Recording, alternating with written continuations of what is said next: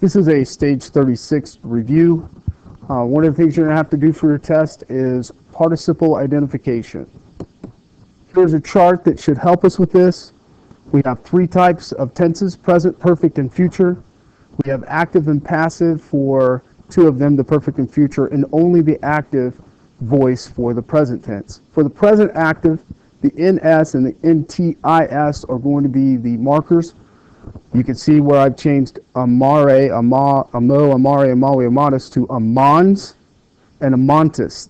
The red NS and the red NT are correlating with the ing in loving. So NS and NTIS equal ing. For the perfect active, these are our deponents. The only thing that can be perfect and active are deponent verbs like ingressus or egressus or locutus, those deponent verbs.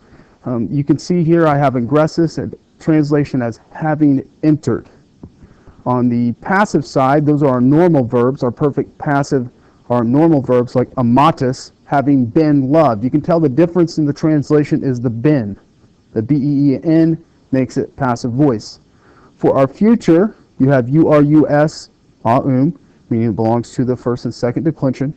Amaterus, aum, translation about to love. The U-R-U-S is in red, about to is in red. That's the key to the translation, about to love. We have our perfect passive participle, also known as our gerundive. We use NDUS to signify the gerundive. You can see that the red NDUS is in the translation as must be. It also puts the ED on the end, must be loved. You'll have several of these where they're going to ask you what voice and what tense a particular participle is, and also how to translate it. So make sure you're aware of all of your participles and how to translate them. Next, we have subjunctive / indicative and tense recognition. You're going to be getting a list of verbs, and they're going to ask you which one is present active, which one is present subjunctive, which one is present active subjunctive, which one is present passive subjunctive. And here I've given you a bunch of active ones. No passive, just actives. So looking at amant, that's present active. Amet, that's subjunctive active. Amawisit, that is pluperfect subjunctive and active. Amaret is imperfect subjunctive and active. Amare is our present active infinitive. Ama is our present active imperative. Amate is our present active plural imperative. Amawise is our perfect active infinitive. Amabat is our imperfect active. Amawit is our perfect active. Amaweret is our future perfect active. And amaweret is our pluperfect active. Here are the passive forms in the same order. I have removed the imperatives because there are no passive imperatives. Amator is our present active passive. Present passive.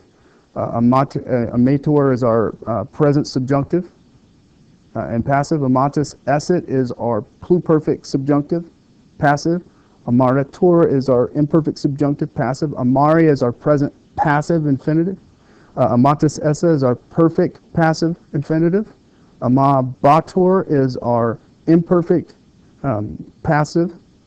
Amatus s is our perfect passive. Amatus erit is our future perfect passive. Amatus erat is our pluperfect passive.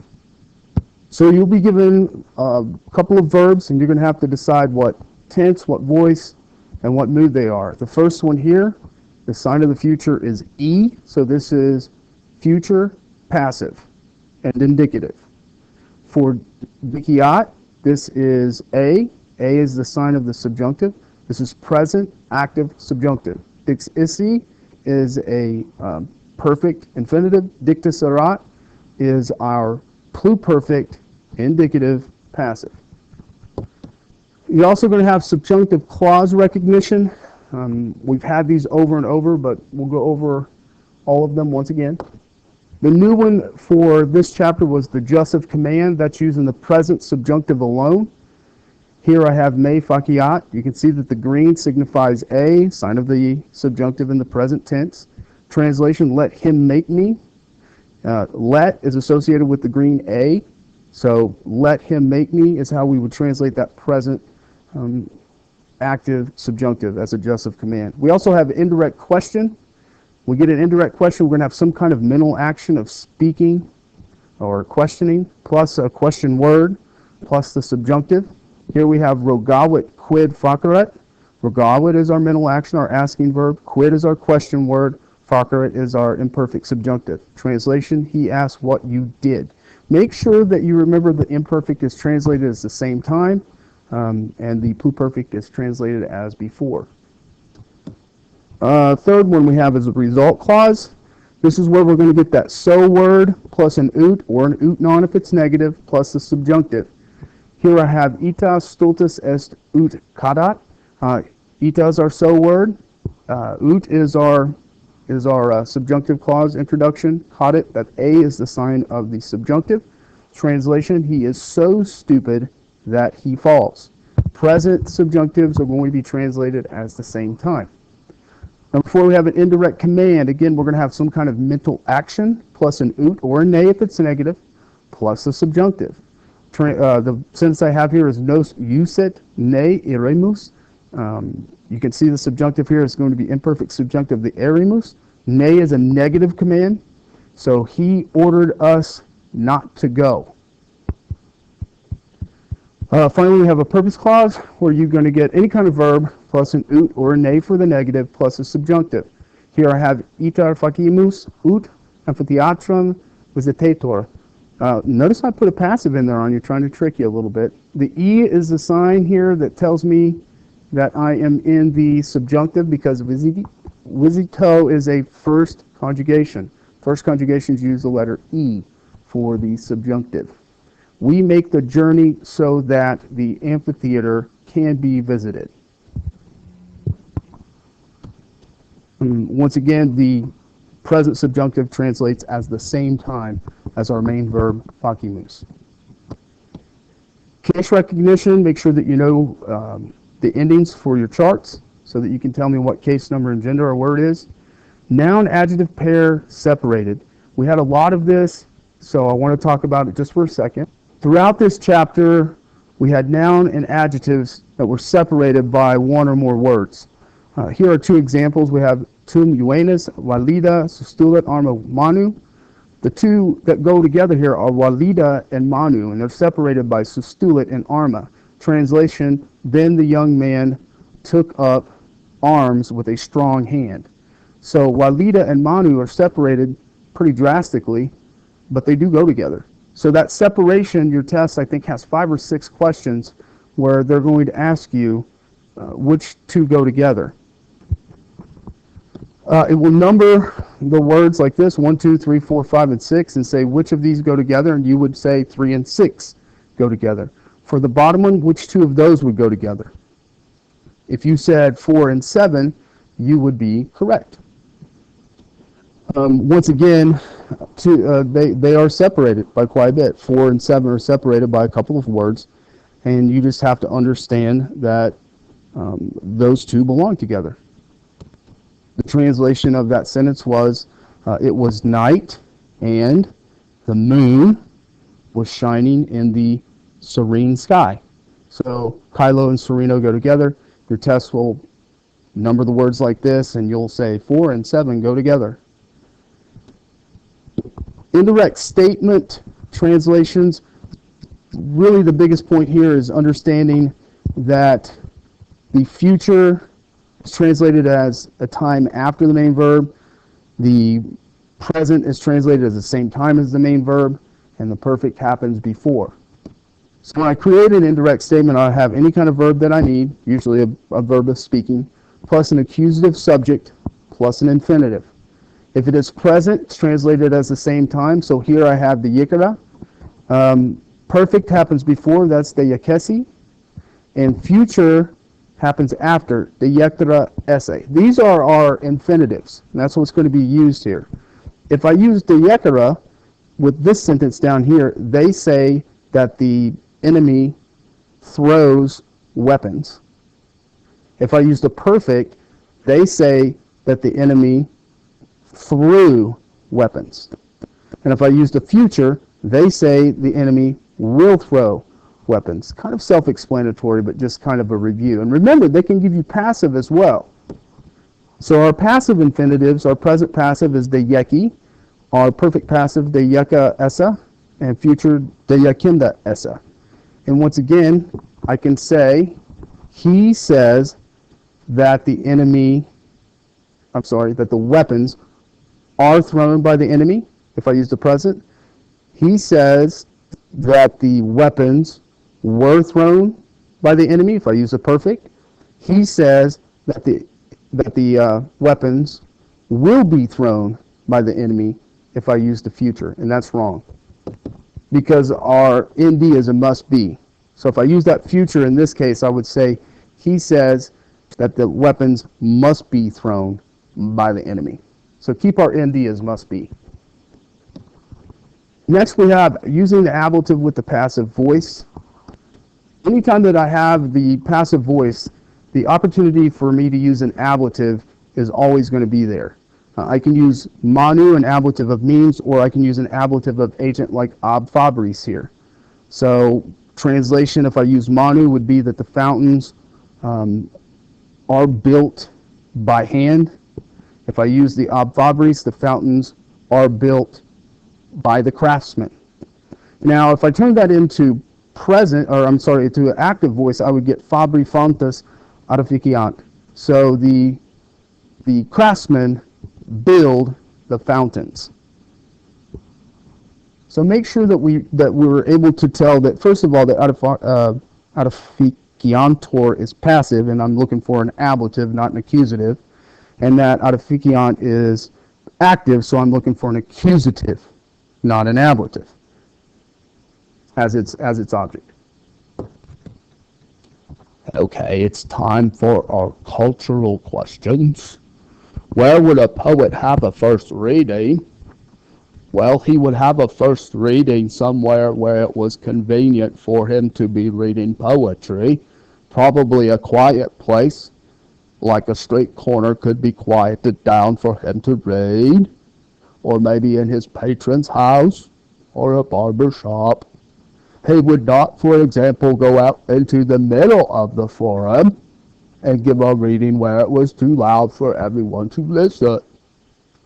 Who would be among the first reading, the listeners at the first reading? Who would be there? Well, it would be his patron, possibly, some of his family, maybe some of his friends, some of his patron friends. What is the public reading called? It is a recreatio.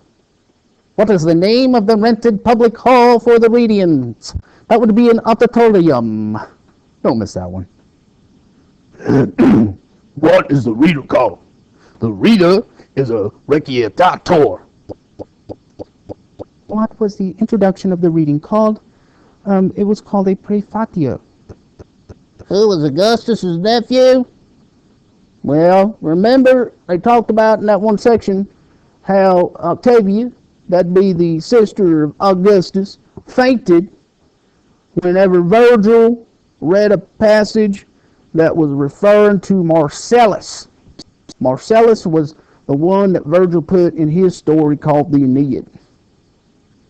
What was the purpose of the public readings? Well, it really had two purposes. One, for the poet, he could basically publicize his work without having to write out a bunch of copies because they had to be written out by hand. And for the readers, because it was really hard to unroll scrolls and go through a library forever unrolling scrolls. It was a reader's opportunity to decide whether or not they wanted to buy the author's work. You do have some Latin vocab. You have discipulus, which is a student. Accipio is to receive. Donos, to give. Novus is due. Pluriqui is many. Pauci is a few. Lacius is empty. Vetus is old. And rhetor is a teacher. English vocab. You have ignition, which is firing. Animadverted, which I've never seen before, but that means to take notice of. A preternatural is beyond the ordinary. Infinite is endless. Miraculous is marvelous. Vacuous is empty. Invertebrate, or I'm sorry, not invertebrate. Inveterate is to, it's habitual. Denigrate is to belittle or make fun of someone. Parody is equal, equality. Tangible is something that is definite. It can be touched. A veteran is someone who has had service with some kind of organization for an extended period of time. Ignite means to set fire to. Mirror is, well, that's a reflective surface. Donor is someone who gives. Vacuum is something that is empty space. Tangent is something that is touching but not intersecting. Tango is a dance where you have two people that are touching each other. Fruitable means that it is able to bear fruit. And peers, well, those are your equals.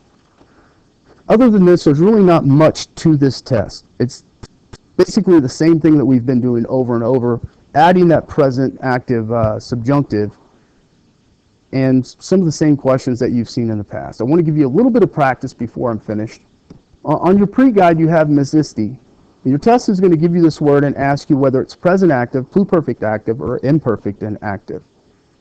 Well, mesisti is present and passive, so it's none of those. Don't know why I put that on there. Ad vilem reneuit et ad alum reveniam.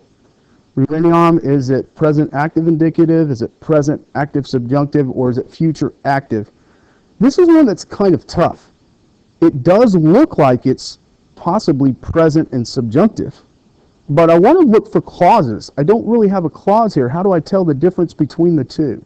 Well, look at the next one. You see the ut clause here.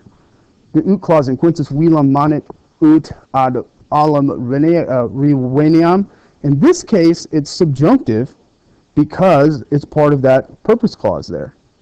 Now, in number 2, it could be present active or present active subjunctive or future active.